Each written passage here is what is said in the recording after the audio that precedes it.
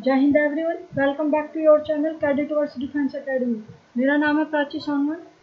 आज हम अपनी एफकेट सीरीज में इंग्लिश का मॉक टेस्ट करेंगे, जो कि आपका प्रीवियस ईयर के ही क्वेश्चन है इसमें, जिससे आप देखेंगे कि आपके प्रीवियस पेपर में कैसे क्वेश्चन आए हैं। ठीक है, करते हैं। चैनल को सब्सक्राइब कर लेना और पीडीएफ के लिए टेलीग्राम ग्रुप ज्वाइन कर लेना। करते हैं हम अपना मॉक टेस्ट नंबर 1। ठीक है, मॉक टेस्ट 1। तो सबसे पहला क्वेश्चन क्या है, डायरेक्शन पढ़ो। इसमें क्या है, वो बोल रहा है कि पैसेज पढ़ना है। पैसेज पढ़ते हैं, वीडियो को सब क्यूज करके पढ़ लेना पैसेज को। तब तक हम स्टार्ट करते हैं। क्या कह रहा है, some people believe that they are master of their fate. कुछ पीपल, कुछ इंसान जो है ये मानते हैं कि जो वे अपनी किस्मत को मास्टर कर सकते हैं, मतलब अपनी किस्मत को खुद से बना सकते हैं। Other people other people see themselves as of faith। ठीक है, अदर पीपल क्या सोचते हैं कि वे मोहरे हैं अपनी किस्मत के। बिलीविंग दैट वॉट हैपन, उनके साथ या उनकी लाइफ में जो भी होता है वो क्या होता है, लक और चांस। ठीक है, जो फर्स्ट टाइप के बंदे हैं, जो अपने आप को क्या मानते हैं कि वो अपनी किस्मत को खुद से मास्टर्स कर सकते हैं। They control their destinies have been labelled internals. उन्हें क्या कहा गया है, internals. Whereas the letter, the letter का मतलब क्या है यहाँ पे, जो बाद वाले हैं। बाद वाले कौन है, जो ये मानते हैं कि हमारे साथ जो भी होता है वो किस्मत से होता है, या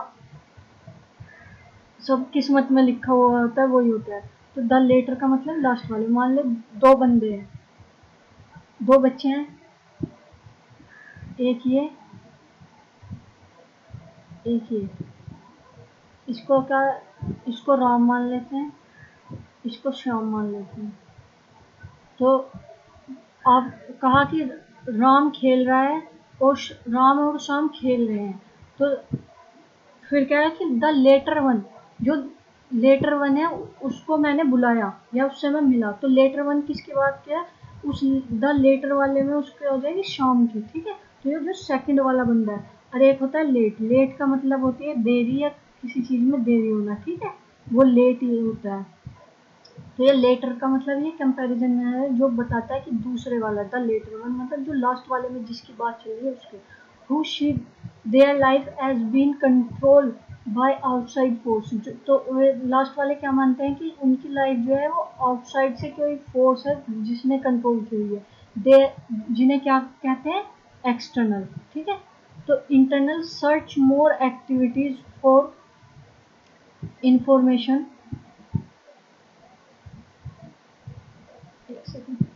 information before making a decision, or more motivated to achieve and make greater attempt to control their environment। जो इंटरनल्स होते हैं वे ज़्यादा एक्टिवली अपने डिसीजन लेने के लिए, उसके लिए ज़्यादा इंफॉर्मेशन कलेक्ट करते हैं और एक्टिवली रहते हैं और मोटिवेट रहते हैं किसी भी चीज़ को अचीव करने के लिए।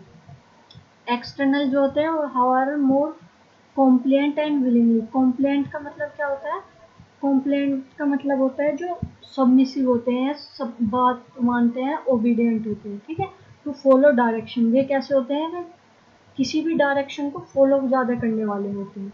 ठीक है, और जो ये इंटरनल कैसे होते हैं, जो और किसी भी चीज़ के बारे में और इन्फॉर्मेशन की, ऐसे क्या कब क्यों हुआ, कैसे हुआ, उसे कैसे करना है, तो मोर सर्च करते हैं किसी भी चीज़ के बारे में। Therefore internal do well in sophisticated job. तो अब ये क्या बता रहा है कि जो इंटरनल है वो सोफिस्टिकेटेड टास्क में ज़्यादा अच्छे से काम कर लेते हैं। सोफिस्टिकेटेड टास्क कैसे होते हैं, जो कॉम्प्लेक्स टास्क होते हैं। कैसे, कॉम्प्लेक्स। ठीक है, which include most managerial and professional jobs that require complex information process and learning। जिसमें ऐसा काम जिसमें ज़्यादा इंफॉर्मेशन चाहिए, वो भी कॉम्प्लेक्स प्रोसेस हो या फिर ज़्यादा लर्निंग का काम हो उसमें। इन एडिशन, इसके साथ साथ जो इंटरनल्स है और more suitable for job that required. जो इंटरनल्स हैं वे कौन से जॉब के लिए ज़्यादा सूटेबल होते हैं, जिसमें इनिशिएटिव और इंडिपेंडेंट एक्शन ज़्यादा चाहिए। मतलब कोई भी इनिशिएटिव वाली जॉब हो या जिसमें खुद से कोई एक्शन करना हो, ऑलमोस्ट और success sales people for instance are internal. इसने कहा कि ज़्यादातर जो सेल्स पीपल होते हैं ना, जो सेल्स में होते हैं, वे ज़्यादातर कैसे होते हैं, इंटरनल।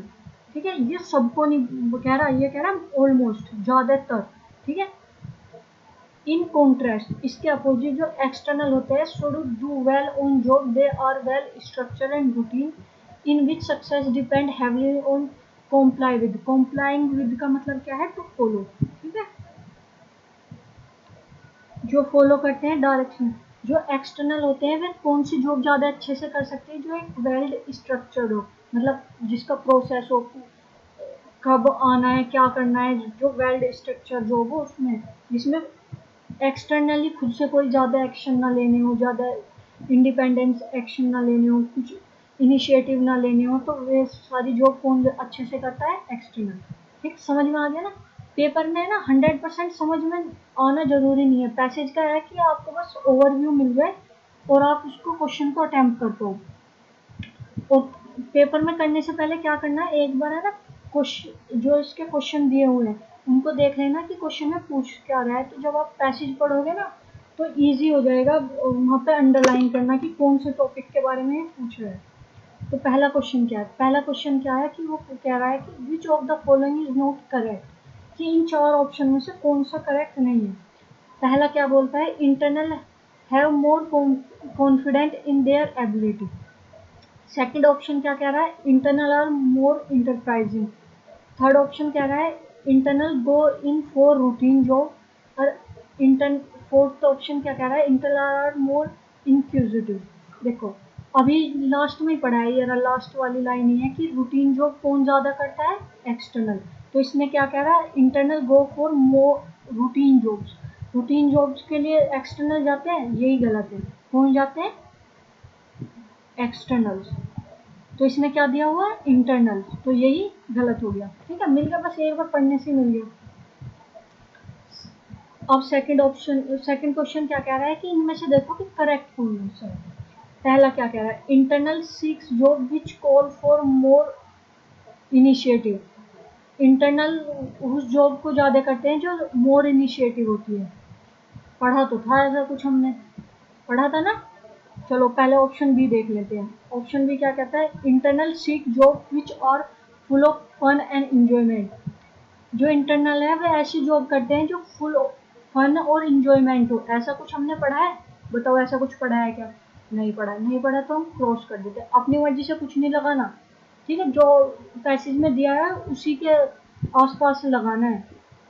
सी ऑप्शन देखते हैं, सी ऑप्शन क्या कह रहा है, internal believe in receiving guidance and direction from superiors only.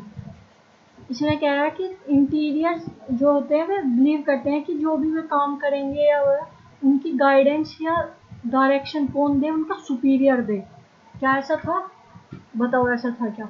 तब तक डी ऑप्शन पढ़ते हैं। Internal believe in destiny, internal destiny पे बिलीव करते हैं। देखो यहाँ पे पढ़ा था कि इंटरनल वो होते हैं जो अपनी खुद की फेट को मास्टर कर सके। ठीक, तो इसका ऑप्शन क्या हो जाएगा, फर्स्ट ही हो जाएगा कि वे जो जॉब करते हैं वो कैसी हो जाए, जिसमें मोर इनिशिएटिव लेना हो या मोर इंडिपेंडेंट।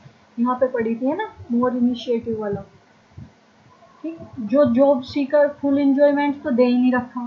जो गाइडेंस वाले सुपीरियर वाले होते हैं वे कौन से होते हैं, एक्सटर्नल वाले। ठीक, और डेस्टिनी पे कौन करते हैं, वे भी external. Third option, third question क्या रहा है, एक्सटर्नल प्रिसीव देमसेल्फ। एक्सटर्नल खुद को कैसा मानते हैं, first as having little control over organizational outcome, कि उन पर लिटिल थोड़ा ना के बराबर कंट्रोल हो। द लिटिल, लिटिल वाला अभी वो पढ़ेंगे हम कॉन्सेप्ट, ठीक है, तब बताएंगे।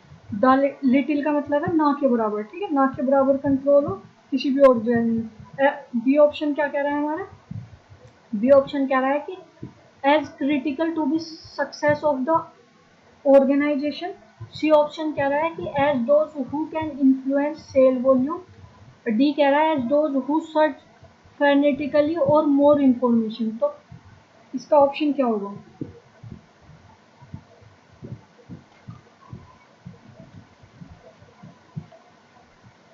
ठीक, इसका इसका ऑप्शन होगा ए। ए में क्या कह रहा है कि जो एक्सटर्नल है वो प्रिसीव करते हैं कि ऑर्गेनाइजेशन आउटकम, कि जो ऑर्गेनाइजेशन जहाँ वे काम कर रहे हैं उसका जो आउटकम है उसका उन पर कम कंट्रोल हो, मतलब उन्हें बस वही काम करना पड़े जो स्ट्रक्चरली या उन्हें टास्क किया गया हो। ठीक है, तो इसका ऑप्शन ए हो जाएगा।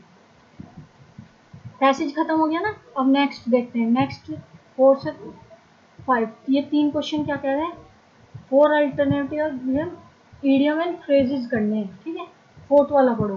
फोर्थ वाला क्या कह रहा है, the site of the accident made my, ये हटेगा, मेड माई फ्लैश क्रीप। इसमें इडियम्स क्या है, माई फ्लैश क्रीप, इसका मतलब क्या है, इसका मतलब बताओ क्या है। वरीड में, इसने मुझे परेशान कर, या कंफ्यूज, ड्रॉ माई अटेंशन, या फ्राइटन मी। तो इसका ऑप्शन क्या है, माई फ्लैश क्रीप का मतलब है कि मुझे डरा दिया। ठीक है, मैं डर गया उस एक्सीडेंट से। तो फ्राइटन मी, माई फ्लैश क्रीप हो गया मतलब डर जाना। फिफ्थ क्या है, फिफ्थ क्या है, I must paid him a left handed compliment. इसमें इडियम्स क्या है, a left handed compliment. Left handed मतलब उल्टे हाथ से कॉम्प्लीमेंट देना। उल्टे हाथ से कॉम्प्लीमेंट देने का मतलब क्या है कि आप किसी को है ना, मतलब किसी को आप बोल ऐसे रहे हो कि वो लग तो रहा है कि जैसे आप उसकी तारीफ कर रहे हो, पर वो क्या, उसका क्या होता है, इंसल्टिंग मीनिंग होता है कि हम थोड़ा मजाक मस्ती में बोल नहीं देते कि कुछ, पर उसका जो मीनिंग, लिटरली मीनिंग होता है वो क्या होता है कि सामने वाले की इंसल्ट करना होता है। तो इसका ऑप्शन क्या है, पहले ऑनेस्ट, ऑनेस्ट तो होगा नहीं, वेल डिजर्विंग नहीं होगा, फ्लैटरी, फ्लैटरी पढ़ा था हमने, चापलूसी वाला होता है। ठीक है, को, तो इसका क्या होगा, एन इन सिंसियर। ठीक है, या इसका है ना, अगर ये उसमें आ जाता है तो ऐसे भी लिखा हुआ आता है कि a compliment that sound like praise but has an insulting meaning। ठीक है, समझ में आया। नेक्स्ट क्वेश्चन करते हैं। नेक्स्ट 6 क्वेश्चन क्या कह रहा है, the party stalwarts have advised the president to take it lying down for a while। कि उसने क्या कहा कि प्रेसिडेंट से कि to it lying take it lying down. तो इसमें इडियम्स क्या है, लाइंग डाउन क्या है, लाइंग डाउन। लाइंग डाउन का मतलब पूछ रहा है एक इस क्वेश्चन में कि लाइंग डाउन का मतलब क्या है। लाइंग डाउन का मतलब है कि रेस्ट करना। ठीक है, वो प्रेसिडेंट को क्या कह रहा है कि थोड़ी देर रेस्ट कर लो। तो इसका ऑप्शन क्या हो जाएगा, बी, टू टेक रेस्ट। ना कॉशियस रहना बोल रहा है कि सतर्क रहो, ना डिफेंसिव, ना कोई रिएक्शन शो कर रहा है। ठीक है, तो क्या है, टू टेक रेस्ट। नेक्स्ट देखते हैं, नेक्स्ट के 3 क्वेश्चन में क्या है, नेक्स्ट के 3 क्वेश्चन में हमारे वर्ड सिमिलर मीनिंग। ठीक है, ये देख लेना सिमिलर मीनिंग बोल रहा है अपोजिट। सेवेंथ क्वेश्चन क्या कह रहा है, एफुलेंट, एफुलेंट का मीनिंग पूछ रहा है। एफुलेंट क्या होता है, एफुलेंट मीन्स रिच। ठीक है, या वेल्थी।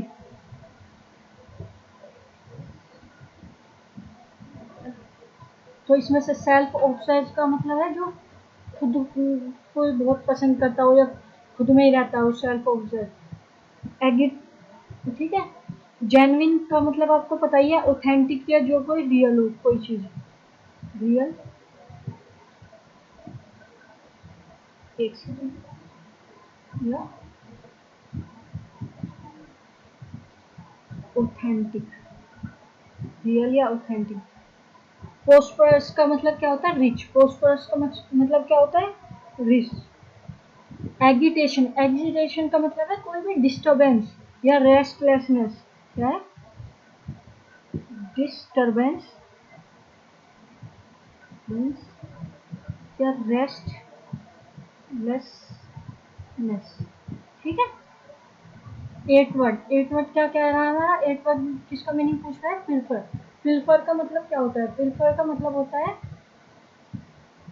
चोरी करनी। क्या करनी, चोरी करनी। तो इसका मतलब हो जाएगा टू स्टील। फियरलेस क्या होता है? ब्रेव होता है, जिसे कि डर ना लगता हो किसी का, ठीक है। इसके लिए सिनोनियम्स क्या आ जाएगा? ब्रेव। अनलॉफुल, अनलॉफुल जो मतलब जो अकॉर्डिंग टू लॉ ना हो, ठीक है। सब्जुगेशन, सब्जुगेशन का मतलब क्या होता है? इसका आंसर ये है, एक सेकेंड यहाँ से मैं ये हटा दूँ, कभी सोचो कि आंसर ये है।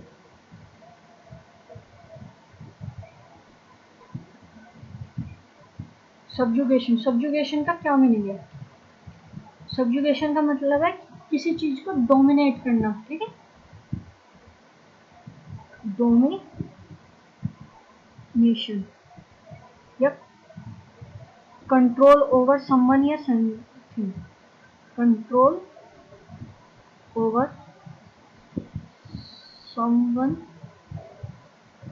समवन या समथिंग, ठीक है। समझ में आ गया?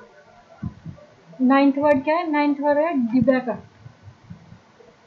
डिबैकल का मतलब क्या होता है? डिबैकल का मतलब है कि एकदम सडन और पूरी तरह से फेल हो जाना, मतलब एकदम से वो पूरी तरह से फेल हो जाना।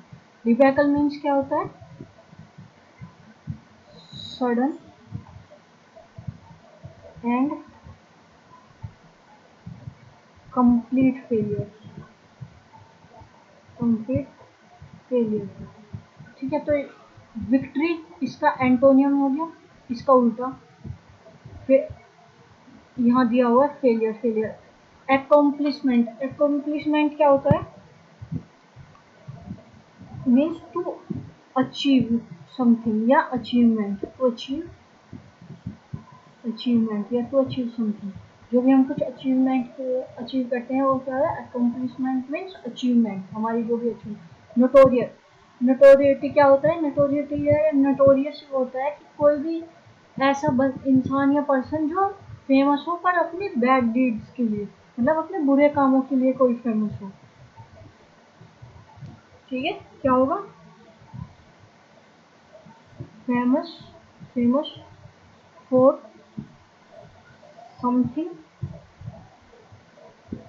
नेगेटिव या बैड डीड्स। आ गया ना सारे समझ? अब नेक्स्ट क्वेश्चन करते हैं। नेक्स्ट क्वेश्चन में क्या पूछ रहा है? डायरेक्शन पढ़ो यहाँ से। अपोजिट मीनिंग वाले वर्ड पूछ रहा है, मतलब एंटोनियम्स पूछ रहे हैं। क्या पूछ रहे हैं? एंटोनियम्स। पहला वर्ड है मिटिगेट। मिटिगेट का मतलब क्या होता है? मिटिगेट मतलब किसी चीज को कम करना। ये हमने सिनोनियम्स वाली क्लास में पढ़ा भी था, ये वर्ड मीन्स कम करना, ठीक। रिड्यूस, रिड्यूसिंग या लेस वो करना, इंटेंस करना किसी चीज को, ठीक। तो इस रेस्टफुल, ऑप्शन क्या है? रेस्टफुल। रेस्टफुल का मतलब क्या होता है? रेस्टफुल है मतलब जो कोई चीज काम है या पीसफुल, ठीक है। रेस्टफुल मीन्स पीसफुल या काम। रेस्टफुल का मतलब क्या होता है? पीसफुल या काम, ठीक है। एक्सल्टेड का मतलब क्या होता है? एक्सल्टेड का मतलब है किसी की तारीफ करना या प्रेज, टू प्रेज, ठीक है। P A, to praise. Aggravate, aggravate का मतलब है किसी भी चीज को बद से बदतर कर देना, मतलब टू मेक वर्स या इंटेंसिफाई या एग्रावेट, ठीक। किसी चीज को कम करना, और उसका उल्टा क्या होगा? अपोजिट क्या होगा? किसी चीज को बहुत ज्यादा इंटेंसिफाई कर देना, ठीक है। ये हमने उसमें भी पढ़ा था अभी सिनोनिम्स वाली क्लास में। तो इसका अपोजिट क्या हो जाएगा? एग्रावेट। आंसर क्या हो जाएगा? डी। इनरवेट, इनरवेट का मतलब क्या होता है? इनरवेट का मतलब है किसी चीज को वन बाय वन काउंट करना, ठीक है, या लिस्ट करना, वन बाय वन या काउंट करना। To count, to list out या काउंट 1 by 1। ठीक है। 11th वर्ड क्या है? 11th है लूसियस।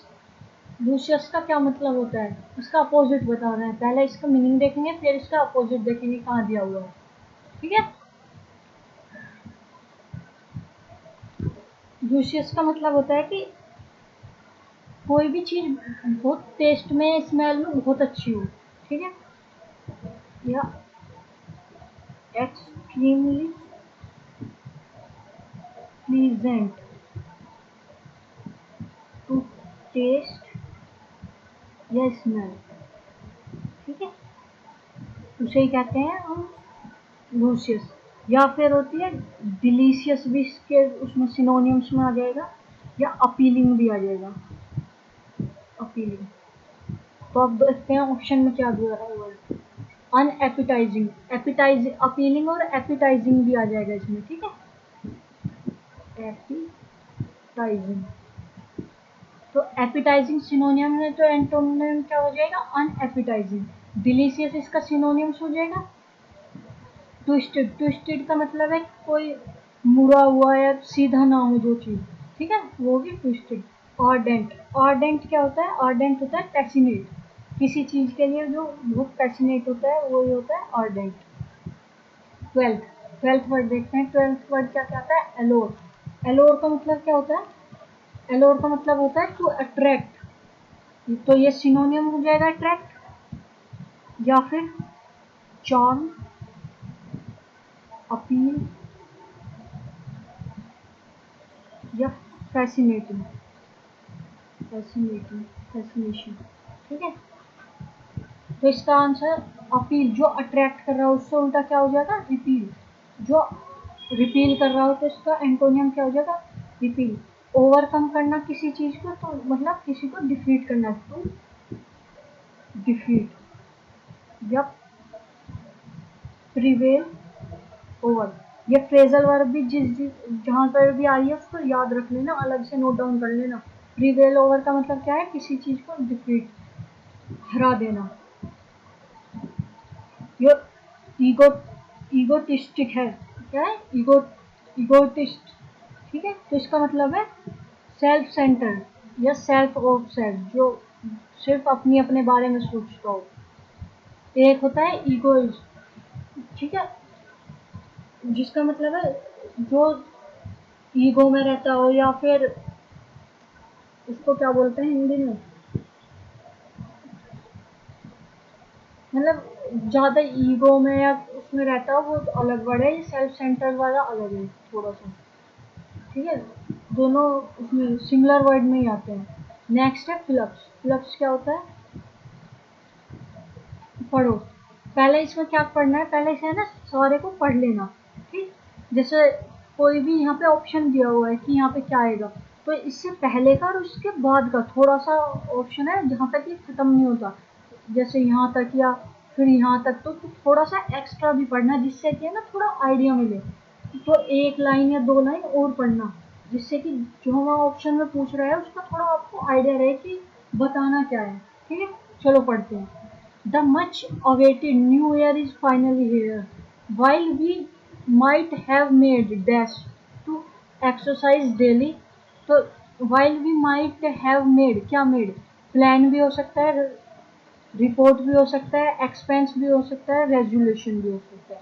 तो जब हम आगे पढ़ेंगे ना कि क्या बोल रहा है, तो जब भी पता चलेगा कि इन ऑप्शन में से क्या आएगा। ठीक है। Why you might have made, आप क्या बनाओगे? To exercise daily, daily exercise का read 20 books before the year end, नया ईयर एंड होने से पहले 20 बुक्स की रीडिंग करोगे। या स्पर्ज लैश ऑन क्लॉथ्स और लर्न टू डैश। अब यहाँ देखो कि हम नए ईयर पे क्या लेते हैं? प्लान्स करते हैं, रिपोर्ट करते हैं, एक्सपेंस करते हैं, मतलब करते तो प्लान ही है, पर उसे हम क्या बोल रहे हैं कि जो हम ऐसा प्लान करते हैं ना, तो हम कहते हैं कि हम रेजोल्यूशन ले रहे हैं। ठीक है। क्या लेते हैं? रेजोल्यूशन। ठीक है, कि हम ऐसा ऐसा करेंगे इस ईयर। तो इसका ऑप्शन क्या हो जाएगा? D, resolution. अब नेक्स्ट पढ़ते हैं 14।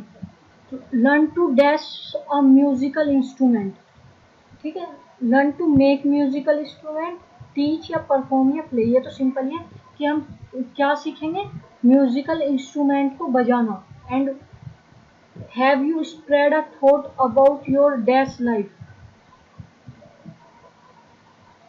in case you are still figure out what all you can do to climb up to corporate a ladder in 2020 ठीक है, यहाँ से देखते हैं ऑप्शन क्या है।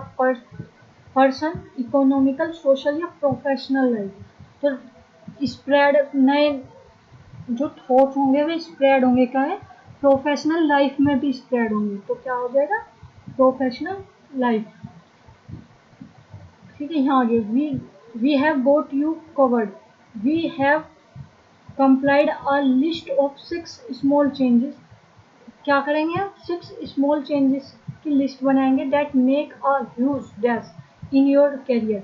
जो तुम्हारे जो करियर में है, हमारे करियर में वो ह्यूज क्या करेगा। ऑप्शन में देखते हैं क्या करेगा।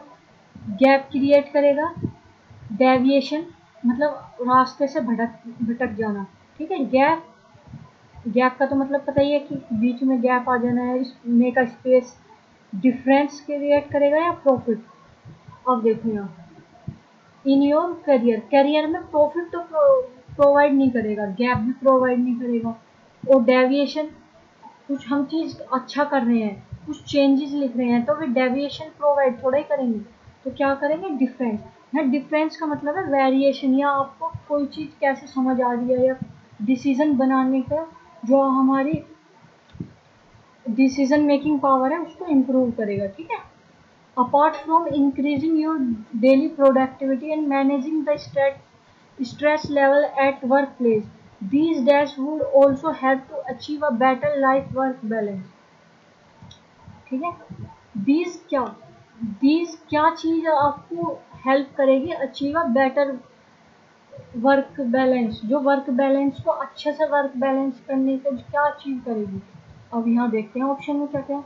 सरकमस्टेंस, जो आपके सरकमस्टेंस है वे आपको अच्छा काम करने के लिए वो करेंगे।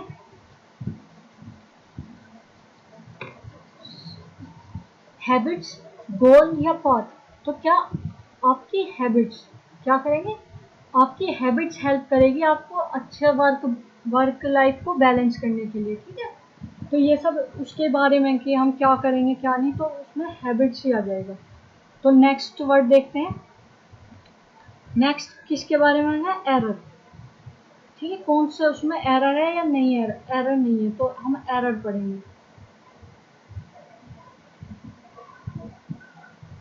एरर में क्या कह रहा है, एक 3 क्वेश्चन देखेंगे। With little imagination and enterprise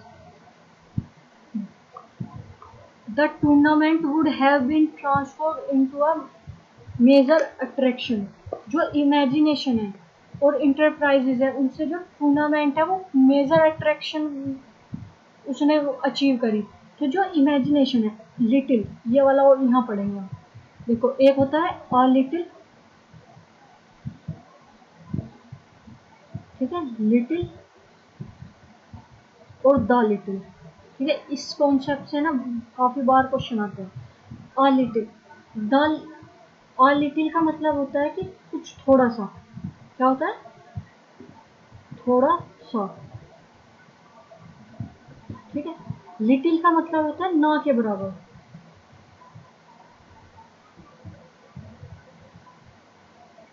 और द लिटिल का मतलब है जो भी है वो सारा। क्या है, जो भी है वो सारा। ठीक है, अब समझो, मान लो एक गिलास है, एक गिलास में ना मतलब एक ड्रॉप या 2 ड्रॉप या एक चम्मच में है ना पानी डाल दो, तो वो कैसा हो जाएगा, लिटिल हो जाएगा, अ लिटिल या ड लिटिल। मतलब वो हो जाएगा कि अ लिटिल ना के बराबर है, उसको हम किसी चीज में यूज नहीं कर सकते, भाई बहुत थोड़ा ही है। ठीक, तो उसको हम वो ना के बराबर हो जाएगा। लिटिल का मतलब ये होता है कि बिल्कुल नेगेटिव ही हो जाता है। ठीक है, आ लिटिल है मतलब थोड़ा सा है, तो उसमें मैं ना आधा गिलास कर दूं या थोड़ा सा और एक्स्ट्रा वेट दूं। ठीक है, तो वो क्या हो जाएगा, आ लिटिल मतलब कुछ तो है थोड़ा सा। चाहे हम उससे कुछ मतलब थोड़ा सा यूज कर सके, पर है थोड़ा सा। द लिटिल का मतलब है कि हमें पता नहीं है कि हमारे गिलास में कितना पानी है, पर मैं क्या कहूँ कि मुझे एक गिलास पानी दे दो, तो क्या हो गया कि थोड़ा ये बताओगे नहीं मुझे कि कितना है, तो मैं क्या कहूँ कि जितना भी है मुझे वो सारा दे दो, चाहे वो थोड़ा हो या ज़्यादा हो। तो उसमें है ना क्वांटिटी डिफाइन नहीं होती द लिटिल में, वो क्या कहता है कि जो भी है वो सारा। ठीक है, तो इसमें क्या कह रहा है, लिटिल इमेजिनेशन। एक बात बताओ, इमेजिनेशन कुछ या फिर कुछ काम किया है तभी तो वो अट्रैक्टिव बना है। अगर लिटिल ना के बराबर कोई इमेजिनेशन करते या कुछ काम करते तो क्या वो अट्रैक्टिव होता? तो लिटिल की जगह क्या हो जाएगा, लिटिल। यहाँ पे अ फ्यू या द फ्यू या फ्यू क्यों नहीं लगा? क्योंकि लिटिल फ्यू लगता है काउंटेबल नाउन के लिए, किसके लिए? काउंटेबल नाउन के लिए। और लिटिल लगता है अनकाउंटेबल नाउन के लिए। ठीक है, इमेजिनेशन कैसी है? अनकाउंटेबल नाउन है, तो इसलिए क्या लगा? A little.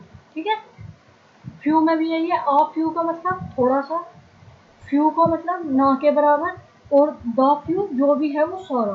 ठीक है, बस ये फर्क है कि फ्यू काउंटेबल नाउन में लगता है, लिटिल अनकाउंटेबल नाउन के साथ। ठीक है, तो इसमें एरर किस कौन से पार्ट में है? ए पार्ट में।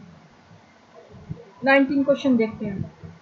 ऑर्डर हैज बीन इशूड, जो ऑर्डर इशू किया गया for his transfer to another district, उसका ट्रांसफर कहाँ हुआ? Another district, but he has not receive them so far, उसने क्या रिसीव नहीं किया? अब देखो, ऑर्डर अनकाउंटेबल नाउन है, इसके लिए सिंगुलर वर्ब लगी है। ठीक है, फॉर हिज ट्रांसफर, प्रीपोजिशन उसके बाद, योर टू अनदर डिस्ट्रिक्ट।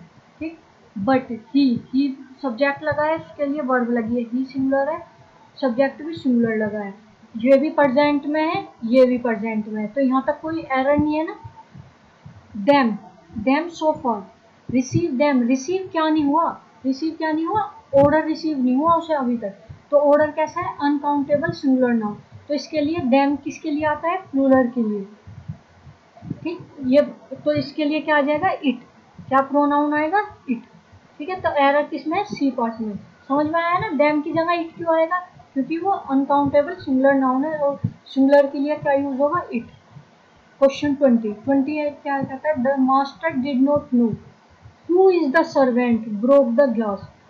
इसमें कह रहा है कि मास्टर को पता ही नहीं है कि कौन से सर्वेंट ने ग्लास को तोड़ा। देखो, इसमें क्या बोलता है? मास्टर डिड नॉट नो, ये यहाँ तक सही है पास्ट में। ब्रोक द ग्लास, ये भी सही है, पास्ट में दिया है broke the glass.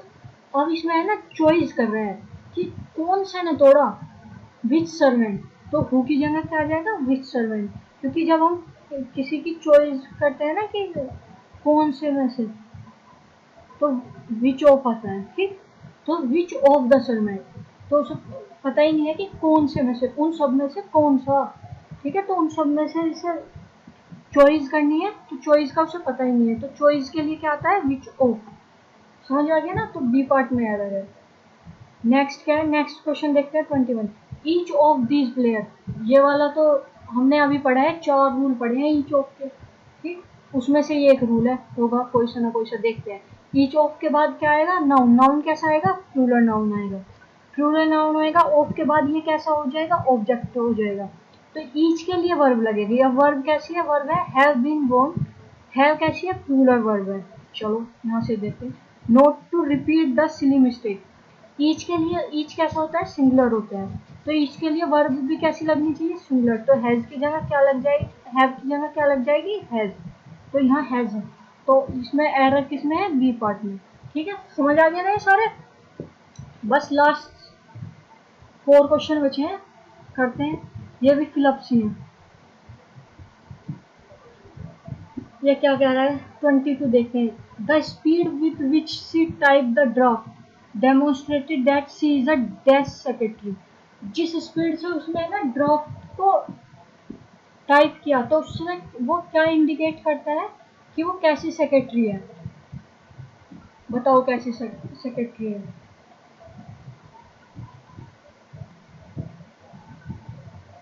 Adapted, nimble, nimble का मतलब क्या होता है? क्विक। ठीक है, अडेप्ट करना मतलब किसी भी सिचुएशन में, परिस्थिति में ढल जाना, अडेप्ट का मतलब। ठीक। सेवी, सेवी का मतलब क्या होता है? सेवी का मतलब होता है किसी भी एबिलिटी, किसी भी चीज को समझने की। ठीक है, क्या होता है? Ability to understand something. ठीक। कॉम्पिटेंट, कॉम्पिटेंट क्या होता है? स्किलफुल। क्या होता है? स्किलफुल या कोई भी एबिलिटी। ठीक है, ये एबिलिटी होती है किसी, सेवी होती है एबिलिटी किसी चीज को समझने की। और कॉम्पिटेंट क्या होता है? या तो नॉलेज होती है या स्किल होती है। ठीक है, हैविंग नेसेसरी स्किल, एबिलिटी और नॉलेज। ठीक है, या तो किसी चीज की नॉलेज हो, तो उसके पास अच्छी नॉलेज है तभी तो वो एक अच्छी सेक्रेटरी बनने के काबिल है, या वो करती है, इंडिकेट करती है कि वो कैसी है, कॉम्पिटेंट सेक्रेटरी है, क्योंकि उसने काम कैसे करा, बहुत अच्छे से, स्किलफुली। ठीक है। थर्ड, 23rd क्या बोलते हैं? और latest battle plan dash some project dash at saving the earth biological diversity. जो हमारा लेटेस्ट प्लान है वो कैसा है? फिनिशेस, कवर्स, एनक्लोज या एक्सक्लूडिंग। ठीक है, वो क्या करता है? Project at saving the earth biological diversity. तो यहाँ से कुछ हमें ना देखो आइडिया सा मिल रहा है कि प्रोजेक्ट क्या करेगा? स्टेयरिंग करेगा, एम करेगा, लुक एट या अराइव एट। तो प्रोजेक्ट क्या कर रहा है? एम कर रहा है कि क्या सेव करना है? अर्थ बायोडाइवर्सिटी। तो यहाँ से समझ में आ गया एम से, तो क्या हो जाएगा यहाँ पे? क्या हो जाएगा? और लेटेस्ट बैटल प्लान कवर्स, कि हमारा जो बैटल प्लान है वो क्या कवर करता है?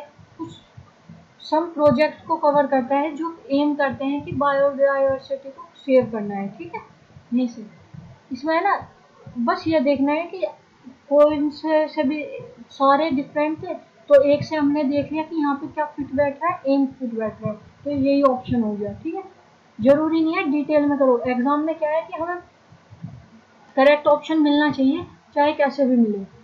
ठीक। 24, no one was allowed to use any writing material dash the exam. कोई भी अलाउड नहीं है किसी भी राइटिंग मटेरियल ले जाने में एग्जाम में। तो क्या आएगा? On the exam, by the exam, over the exam, during the exam. चलो मैं एक ऑप्शन और दूं, एक है इन द एग्जाम। अब बताओ इसका आंसर क्या होगा? इसका आंसर है ना, कमेंट बॉक्स में भी बताना कि कितनों को लगता है कि इसका आंसर ई होगा। ठीक, कितने ने ऑप्शन देने के बाद सोचा कि ई लगा, ई होगा इसका, इन द एग्जाम होगा। ठीक है, बताना। अब इसमें क्या करते हैं, इसमें लगेगा ना ऑन द एग्जाम होगा ना बाय द होगा, इसमें होगा during the exam. During the exam इसलिए होगा कि टाइम, एक्सप्रेस ऑफ टाइम कर रहा है। ड्यूरिंग क्या करता है? Expression of time. क्या दिखाता है? Expression of time. ये टाइम फ्रेम को बता रहा है कि ड्यूरिंग द एग्जाम, पूरे एग्जाम के दौरान किसी को भी कोई राइटिंग मटेरियल ले जाना अलाउड नहीं है। ठीक है, समझ में आ गया ना? और कमेंट बॉक्स में बताना इन किसने सोचा है, इनका ऑप्शन देने के बाद किसको लगा कि इन ही आएगा यहाँ पे। ठीक, लास्ट क्वेश्चन हमारे इसका, if you smuggle goods into the country they may be dashed by the customs authority। अगर तुम कोई भी गुड्स, कोई भी सामान स्मगल करोगे तो किसी भी कंट्री में, तो दैट में भी dash by the custom authority के द्वारा में क्या कर लिए जाएंगे? प्रोसेस्ड, पनिश्ड, कॉन्फिस्केटेड या फाइन। तो वे गुड्स, इसमें इंसान को नहीं पूछ रहा कि इंसान पर क्या करा जाएगा, उसे पनिश किया जाएगा, फाइन किया जाएगा। ठीक है, वो पूछ रहा है सामान का क्या होगा, तो उसका क्या होगा? कॉन्फिस्केटेड, मतलब उसको जब्त कर लिया जाएगा, टू सीज। ठीक है, तो ये 25 क्वेश्चन हमारे इंग्लिश के यहीं खत्म होते हैं। एक बार देख लेना, किसी में डाउट हो तो कमेंट बॉक्स में कमेंट कर देना, वैसे मैंने अच्छे से एक्सप्लेन कर दिया है। और पीडीएफ के लिए टेलीग्राम ग्रुप ज्वाइन कर लेना। अच्छा लगी तो क्लास को लाइक कर देना, चैनल को सब्सक्राइब कर देना, and thank you for watching the class. जय हिंद,